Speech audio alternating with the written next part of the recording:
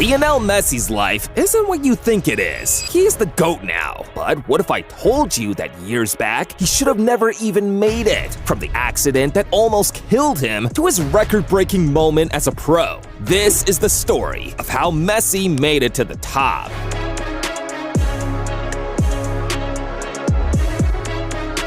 And I've got to start from the beginning, where Messi was lucky to still be alive in the first place. Messi was born on June 24th, 1987, and his birth story wasn't anything to write home about. His parents, Jorge and Celia, were so poor that sometimes even getting what to eat was a problem. Leo was the last of the Messi kids, having older brothers named Rodrigo and Matias, and a younger sister named Maria. Despite the challenges they faced growing up, Messi didn't let it bother him, because if there was one place he knew he could escape all that, it was his favorite sport, football. As a young kid, Messi fell in love with the game, but because of how small he was, he found it hard to join his neighborhood youth team, until the day Grandma Cecilia got involved, and everything changed. The local team was having a match, and as usual, everyone around turned up to see this one, including the Messis, the entire family. With the team losing 1-0, Messi's grandma came in at halftime and insisted that the coach put him in. And as soon as he did, the rest became history. Messi became so good that Grandma Cecilia had been able to convince his parents to save up and get him a pair of boots so he could join the neighborhood team. And at 11, Messi had become so good that the Newell Old Boys came calling. But you see, guys, just when it looked like Messi's career was on the up, he suffered the first big heartbreak of his life. Grandma Cecilia was dead. This one almost broke Messi down, and unfortunately for Leo, there was more bad news to come. 2 years later, now 13, Messi's parents realized he wasn't growing like the other kids his age. He was under 5 feet, and they became so worried that they took him to the doctors, and that's when they found out the terrible news. Leo has growth hormone disease. This one came as a complete shock. There was hope, because according to the doctors, there were injections Messi could take to cure his disease, but the cost of these injections was so expensive, Messi and his parents couldn't afford that. At the time, Messi had started attracting interest from some top clubs in Europe, so Messi's parents reached out to them for help, but they all bailed out on him, until one club came through and saved Messi's life: Barcelona. They were so convinced by Messi's talent that they were willing to take up treating Messi and helping him grow, if, in return, Messi would have to sign for the Barcelona La Masia Academy. The deal was a no-brainer, of course. Messi took it. In a couple of days, Messi was all packed for Barcelona. But just before he hit the plane to leave, he still had time for one more goodbye. At the time, even though he didn't know it, Messi had found the love of his life, Antonella Rocuzzo. She was the cousin of his teammate at Newell Old Boys, Lucas Scalia, and after meeting for the first time, it was love at first sight. Messi made Antonella a promise to come back to her, and just like that, he was off to Barcelona to sign the contract that would kickstart his career. They'd saved Messi's life, and he was all set to become a Barcelona product. At La Masia, in a couple of weeks, the coaches had noticed Messi's talent and knew he was destined for greatness. The year was 2003, and now 16, Messi was part of the Barcelona team, taking on preseason tour. And on November 16th, Messi for the first time put on that iconic Barcelona kit in front of the entire world. Debut done. Now, it was about easing him into the first team, and in the 2004-05 season, Messi saw his game time increased in the home game against Albacete with a few matches to the end of the season. Messi finally set the No Camp on fire. He scored his first goal, and peep who got the assist, Ronaldinho. He had taken up a special bond with Messi and had started acting like his mentor, and learning from a guy like that only helped Messi improve his game, until Pep Guardiola came along and changed everything. The 2008-09 season, Messi had now transformed from being that kid with loads of talent to being on the edge of becoming a superstar. But it was clear he was just missing one final piece. He made his debut for Argentina, won the Under-20 World Cup and Olympic gold months back. And even better, on a personal level, he now had Antonella living with him. Yeah, he'd gone back for her and made her his partner. The 2008-09 season was going to be special for Messi because, with Ronaldinho gone, the club decided to upgrade his jersey number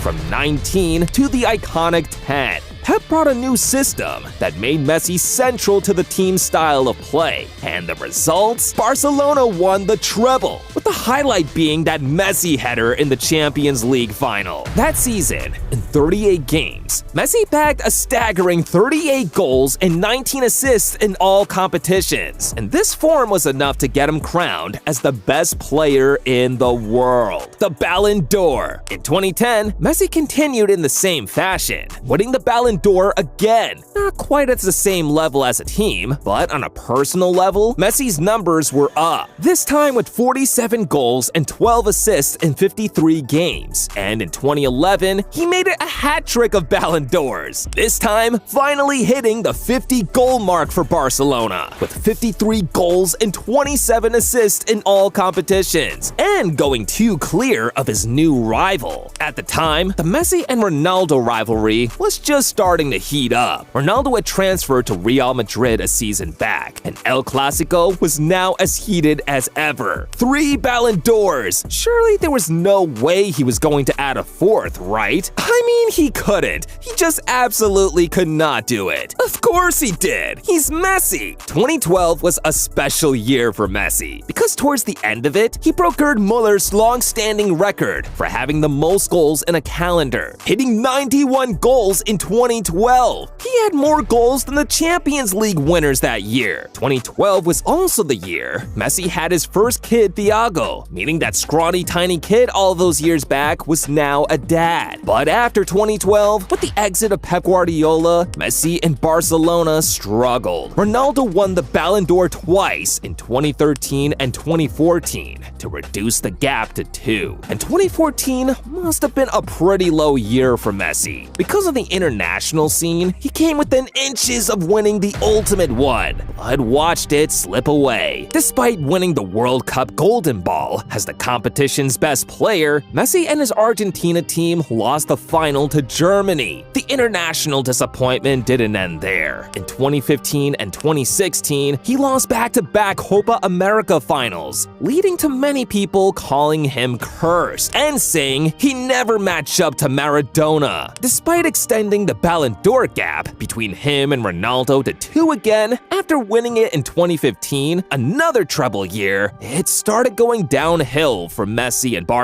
in the big one, European football. In 2016, a quarterfinal exit. In 2017, another quarterfinal exit. 2018, the same thing. And in 2019, with Messi as club captain, they finally made it to the semifinals. But once again, another exit. 2020 was a particularly low year for Messi. His idol Maradona died, and in the Champions League, well, this happened. But by 2021, things were about to go on the up, because after 28 years in the home of their biggest rivals, Messi and Argentina finally did it. He'd finally won something with the national team. Looking at it now, it's funny how it works. A few weeks back, Messi was the happiest man alive. Fast forward to the middle of August, and he was in tears. Barcelona was in a financial mess, and what this meant was that the club couldn't afford to pay Messi's fees, so they had to do the unthinkable and had to let him go for free. 778 games for the club, 672 goals, 303 assists, 6 Ballon d'Ors,